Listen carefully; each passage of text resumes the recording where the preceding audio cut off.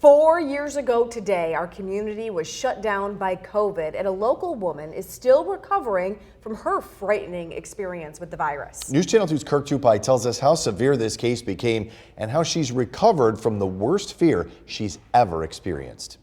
In August of 2023, 51-year-old Carmela Ventura came down with a case of COVID-19. It was milder, and so 5 days after somewhat resting, I just ended up going back to work. Not realizing she wasn't fully recuperated from the COVID, her health started declining rapidly. And I started going downhill. I was getting sicker and sicker, and fevers, and they wouldn't go away, and I was just getting weaker. Carmela finally got to the point where she was having trouble breathing. I ended up having bilateral pneumonia, which ultimately put me in the hospital for 2 weeks, and then I had to come home on oxygen for 3 months. Carmela was sent home on several medications and prescribed pulmonary rehabilitation.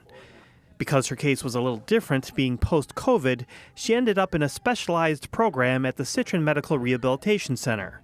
Dr. Philip Fess says it's not the first time he's seen this kind of sickness from COVID. Some of them are so severely short of breath that they can't even put their clothes on or take a shower without shortness of breath. And really being able to have somebody do those basic daily activities with less shortness of breath is a big impact on their life.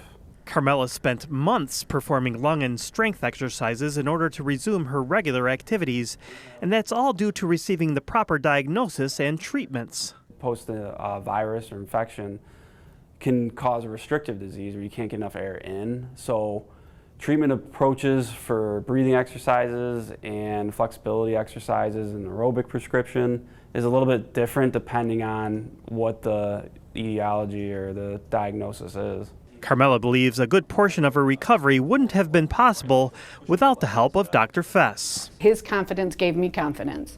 So from day one when he did my assessment, I was negative, I was scared, I was nervous, and I was afraid I wasn't going to get to the point where I'm at today. Carmela has returned to work full-time and is even considering taking an aquatic spin class at Sitrin's outpatient wellness program. In New Hartford, I'm Kirk Tupai reporting for News Channel 2.